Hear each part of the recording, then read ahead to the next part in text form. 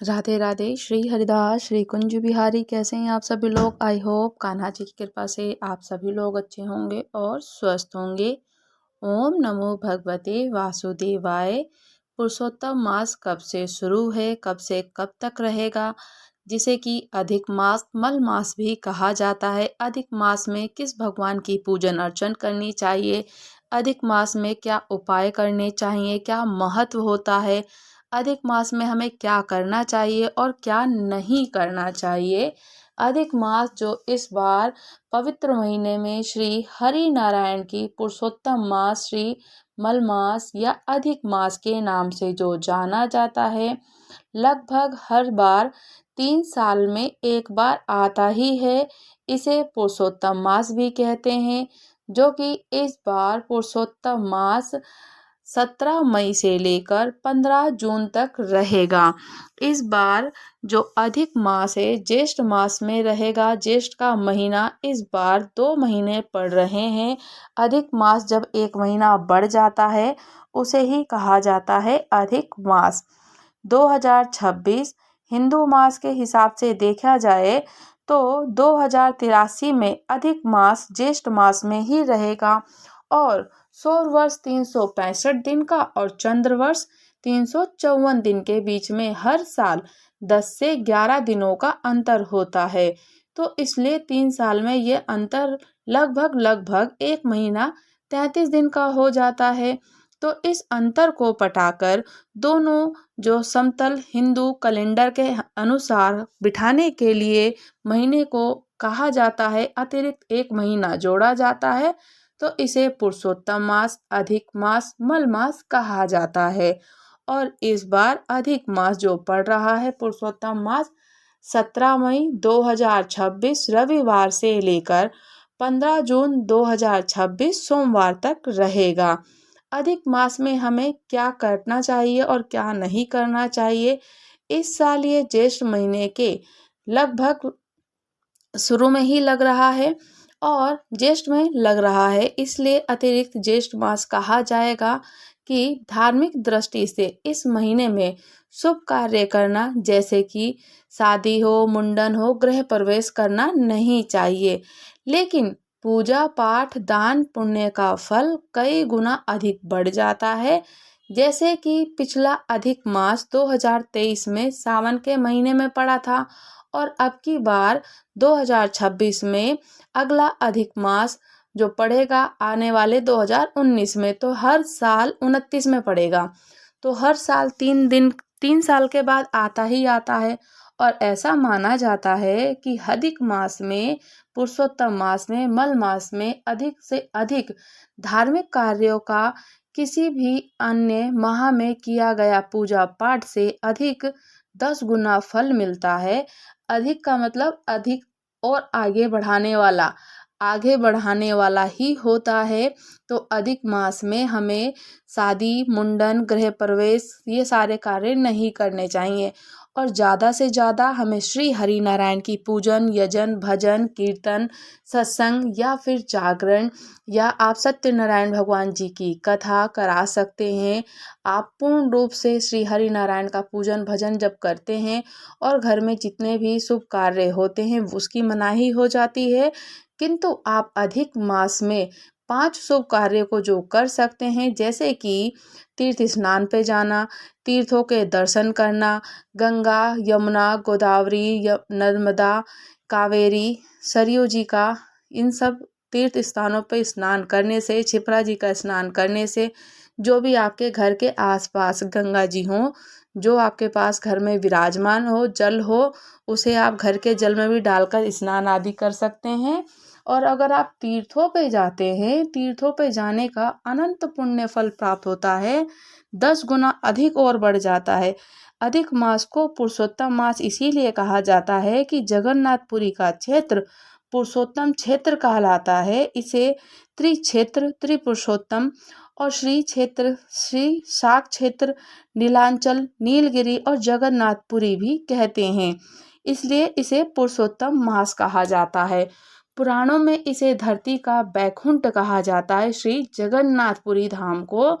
अगर आप इन पुरुषोत्तम मास, अधिक मास में जगन्नाथ जी की दर्शन करने जाते हैं तो ये यात्रा और भी शुभ फलदायक मानी जाती है।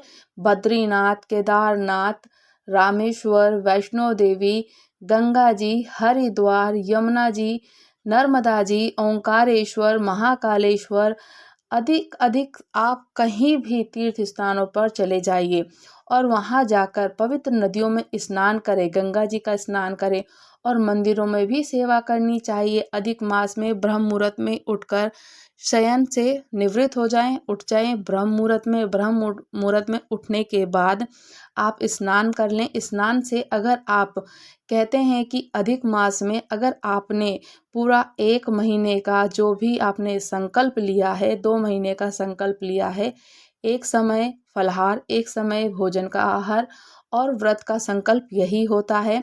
स्नान से निवृत्त होकर घर में पूजा पाठ करके अगर आप किसी भी अपने घर के आसपास मंदिर में सफाई करने जाते हैं, मंदिर का सफाई करते हैं, निर्माल्य की सफाई करते हैं, शिवालय की सफाई करते हैं, तो उससे श्री हरि नारायण अत्यंत प्रसन्न होते हैं। उनका श्रृंगार, उनका पट का दर्शन, उनका श्रृंगार करना, पूजन करना, उनको हर तरह से श्रृंगार, वस्त्र से श्रृंगार कराने से श्री ठाकुर जी अत्यंत प्रसन्न होते हैं और उनकी कृपा इतनी होती है कि हमारा अधिक मास में किया हुआ कार्य 10 गुना अधिक फल बढ़ जाता है और हमारे ये पुण्य अर्जित हो जाते हैं और बहुत शुभ माना जाता है।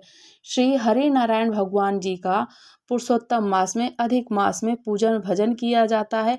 अधिक मास के अधिपति देवता भगवान श्री हरि नारायण भगवान विष्णु ही कहे जाते हैं। इस मास की कथा भगवान विष्णु जी के अवतार नरसिंह भगवान और श्री कृष्ण से भी जुड़ी हुई है। इस मास में इन दिनों दोनों की पूजा करना, श्री हरि नारायण की पूजन करना और पिताजी की पूजन अर्चन करना, बाबा महादेव पिताजी की पूजन अर्चन करने से सभी तरह के संकट मिट जाते हैं। इस मास में श्री कृष्ण जी की भक्ति करना, पूजन करना, श्री भागवत गीता का पाठ करना, श्री राम जी की कथा का वाचन करना, गजेंद्र मोक्ष की कथा को पढ़ना, विष्णु पुराण को पढ़ना, भागवत कथा को पढ़ना, भगवान श्री नरसिंह स्वरूप की उपासना करना विशेष रूप से की जाती है। और इस मास में उपासना करने का अपना एक अलग ही महत्व होता है कि जो कि व्यक्ति इस माह में व्रत, पूजा, उपासना करता है, दान पुण्य करता है, सभी पापों से छूटकर वैकुंठ को ही प्राप्त होता है। और अधिक मास में अगर आप अखंड दीपक प्रज्वलित करते हैं, इस मास में कहते हैं कि 33 दिन बढ़ जाते हैं, ये 33 दिन का हो जाता है। तो 33 दिन का यानी कि 33 बाती का आप महा उपाय कर सकते हैं। 33 दीपक जला लीजिए या फिर 33 बातियों को एक साथ ही एक बड़े से दीपक में प्रज्वलित कर लीजिए और श्री हरि नारायण जी को ये आप समर्पित कीजिए। किसी भी मंदिर में, किसी भी शिवालय में जा कर के आप 33 दीपक का जो दान करते हैं, पूजन करते हैं, उससे हमारे समस्त पापों से छुटकारा मिल जाता है और अक्षय पुण्य फल की प्राप्ति होती है। अखंड दीपक प्रज्वलित कर सकते हैं अगर आप घर में, तो वो भी कीजिए। इस साल में जो कि शालिग्राम जी की मूर्ति के समक्ष श्री अधिक मास में पुरुषोत्तम या मलमास शालिग्राम जी की मूर्ति के समक्ष, शालिग्राम जी की शिला के समक्ष घर में, मंदिर में जो घी का अखंड दीपक पूरे महीने जलाते हैं, तो शालिग्राम नहीं तो श्री हरि विष्णु जी के चित्र के जो उनकी चित्रपट है, श्री विग्रह है, युगल सरकार है, प्रिया प्रीतम जी हैं, तो उनके समक्ष आप अखंड दीपक जरूर प्रज्वलित करें और एक भी शुभ उपाय से सभी जन्मों का पाप कट जाते हैं। यही होता है कि इस पुरुषोत्तम मास में जो भी कार्य दान पुण्य किए जाते हैं तो वो अखंड हो जाते हैं, अक्षय हो जाते हैं और उससे हमें 10 गुना फल की प्राप्ति होती है। तो श्री हरि नारायण जी की चित्रपट हो, विग्रह हो या शिला हो शालिग्राम जी की, उनके सामने आप 33 बाती का दीपक नित्य प्रतिदिन प्रज्वलित कर सकते हैं तो वो कर लीजिए और नित्य प्रतिदिन नहीं कर सकते हैं तो मास में एक बार आप जरूर करें। इससे कहते हैं कि हमारे सभी जन्मों के पाप कट जाते हैं और जातक सुख, शांति, समृद्धि पूर्ण जीवन यापन करता है। इस मास में भगवान के दीपदान और ध्वजा दान का भी बहुत महिमा है। आप अपने घर के आसपास के मंदिर में, शिवालय में जाइए, जय पिताजी की बोलिए, श्री हरि नारायण का कीर्तन भजन करते रहिए और आप वहाँ पे एक ध्वजा पताका जरूर वहाँ पे पधरा दीजिए। अपने घर की छत पर भी आप एक ध्वजा पताका लगा सकते हैं। इससे अत्यंत महिमा बढ़ जाती है। धार्मिक ग्रंथों का पाठ करना चाहिए। पुरुषोत्तम मास में श्री विष्णु पुराण जी का पाठ करें, भागवत जी का पाठ करें, शिव पुराण का पाठ करें, श्री हरि नारायण का पाठ करें। यह अत्यंत फलदायी होता है। और ये अगर नहीं कर सकते हैं तो इस मास में पुरुषोत्तम मास का महात्म्य पढ़ें, भागवत जी की कथा का पाठ करें, या फिर गीता जी के पुरुषोत्तम, या फिर विष्णु सहस्त्र नाम का पाठ करें, कृष्ण जी के पाठ करें, या राधा जी की चालीसा का पाठ करें। और कहते हैं कि गीता के पुरुषोत्तम नाम के 14वें अध्याय का नित्य अर्थ सहित पाठ करना चाहिए। इस माह में श्री विष्णु सहस्त्र नाम का पाठ भी करना चाहिए। पौराणिक शास्त्रों में भगवान श्री विष्णु जी के 1000 नामों की महिमा अवर्णनीय है और पौराणिक सिद्धांतों के अनुसार इस मास के दौरान यज्ञ हो, यवन हो, हवन हो, या फिर उनका जप हो, कीर्तन हो, भजन हो, उनका सत्संग हो, इन सब के अलावा श्रीमद् देवी भागवत जी का भी पुराण, देवी भागवत जी की कथा कर सकते हैं, या श्री भागवत जी का पुराण पढ़ सकते हैं, विष्णु पुराण पढ़ सकते हैं। भविष्य की जो पुराण होती है, भविष्य पुराण भी आता है, किंतु आजकल भविष्य पुराण हमें जल्दी नहीं मिल पाते हैं। आप देख लीजिएगा कि आपके आसपास में, नगर में, गांव में या ऑनलाइन अगर मिल रहे हों तो आप वो भी ले सकते हैं। इनका श्रवण करें, पाठ करें, मनन करें, विशेष रूप से फलदायी होते हैं। व्रत करें, उपवास करें। इस महीने में पुरुषोत्तम मास में, अधिक मास में जो एक समय का भोजन करना चाहिए। भोजन में गेहूँ, चावल, जौ, मूंग, तिल, बथुआ, मटर, चौलाई, ककड़ी, केला, आंवला, दूध, घी, आम, हरे पीपल और जीरा, सौंठ, सेंधा नमक, इमली, पान, सुपारी, सहतूत, मेथी आदि खाने का विधान है। कहते हैं कि मांस मदिरा का आप सेवन ना करें और शहद हो, चावल का माड़ हो, उड़द हो, राई हो, मसूर, मूली, प्याज, लहसुन, बासी अन्न और नशीले पदार्थों का सेवन नहीं करना चाहिए। अधिक मास में व्रत करने से और सात्विक जीवन अपनाने से मानसिक शांति और आध्यात्मिक उन्नति होती है और ग्रह में सुख शांति मिलती है। हमारे बिगड़े हुए सारे काम बनते हैं। श्री हरि नारायण की पूजन करने से हम लोगों को इतना पुण्य फल प्राप्त होता है कि जब भी हम उनका पूजन भजन करते हैं, आप नित्य प्रतिदिन उनका पूजन भजन कीर्तन जागरण नहीं कर सकते, ब्राह्मणों की सेवा नहीं कर सकते, साधु संतों की सेवा नहीं कर सकते, आप उनके मंत्रों का उच्चारण अवश्य करें। चाहे काम करते समय, उठते बैठते जागते, मानसिक सेवाएं जरूर करनी चाहिए। मानसिक सेवा करने से भी श्री हरि नारायण अत्यंत प्रसन्न हो जाते हैं। और मानसिक सेवा जो की जाती है वो सब सेवाओं से बढ़कर होती है। मानसिक सेवाओं में अनंत पुण्य फल की प्राप्ति होती है। मानसिक सेवा जो नित्य प्रतिदिन घर के कार्य होते हैं, वो सारे कार्य करने के बाद जो गृहस्थ होते हैं, बाहर वैष्णव होते हैं, साधु संत होते हैं, सब कोई कर सकते हैं। जिस प्रकार से आप सेवा करते हैं, श्री हरि नारायण का पूजन यजन कीजिए, सेवा कर सकते हैं। अगर आप काम में ज़्यादा व्यस्त हैं, काम में इतना व्यस्त होते हैं कि आपको उनके श्रृंगार का दर्शन, उनका श्रृंगार करने की, चंवर डुलाने की, झारी जी की, जलझारी की, वैष्णव जो उनकी दर्पण सेवा है, श्रृंगार सेवा है, वस्त्रों की सेवा है, निर्माल्य की सफाई की सेवा है, उनके चरणों की सेवा है, इत्र की सेवा है। अगर आप यदि कुछ नहीं कर सकते हैं तो आप उनकी मानसिक सेवा कर सकते हैं, मन से स्मरण कर सकते हैं और नाम जाप की सेवा कर सकते हैं। नाम जाप में आप जो भी अपने इष्ट को मानते हैं, श्री हरि नारायण को, बाबा महादेव पिताजी को, या फिर अपने आप जो भी आपके इष्ट देव हो, माँ भगवती जगत जननी हो, काली जी हो, आपके श्री कृष्ण जी हो, लड्डू गोपाल जी हो, वैष्णव हो, जो भी आप अपने श्री को इष्ट मानते हैं उनकी आप नाम जाप कीर्तन जरूर करें। राधा राधा राम राम जो आपको रटना है आप रटिए, किंतु नाम जाप की सेवा करनी ही चाहिए। जो गृहस्थ लोग होते हैं ना, गृहस्थ लोग तो काम करते समय किसी भी समय नाम जाप कर सकते हैं। ब्रह्म मुहूर्त में उठें तो नाम जाप कर लीजिए। माला नहीं कर सकते, हमें काम में इतने बिजी हैं नहीं कर सकते, तो आप नाम जाप ऐसे भी कर सकते हैं। आइए अब ये भी जानते हैं कि पुरुषोत्तम मास में अधिक मास का महत्व श्री हरि नारायण जी को ही क्यों समर्पित किया जाता है। पूर्व काल की पौराणिक कथाओं के अनुसार अधिक मास यानी कि पुरुषोत्तम मास मल मास हर 3 साल के बाद आता ही आता है। साल के 12 महीनों में हर मास का कोई भी अधिष्ठाता देवता होते ही होते हैं, लेकिन 12 मास के सिवा जो मास आता है यानी कि 13वां महीना जो आता है उसे अधिक मास कहा जाता है। और ये मास का कोई भी अधिष्ठाता देवा या स्वामी नहीं होते हैं। इसके कोई देवता नहीं थे ना कोई स्वामी थे। तो इस मास में सूर्य का संक्रमण ना होने से लोग उसे व्यर्थ मास गिनते रहते थे कि इस समय तो हम भगवान की पूजन यजन भी नहीं कर सकते हैं और सूर्य का संक्रमण भी नहीं है, तो इसलिए व्यर्थ ही माना जाता था। इसलिए ये मास में कोई अच्छे काम भी नहीं करते थे, जैसे कि शादी मुंडन गृह प्रवेश, घर में कोई कार्य नहीं होते थे, कुशल कार्य नहीं होते। इसलिए इस मास को मलीन मास यानी मल मास भी कहा जाता था, उसके नाम से जाना जाता था।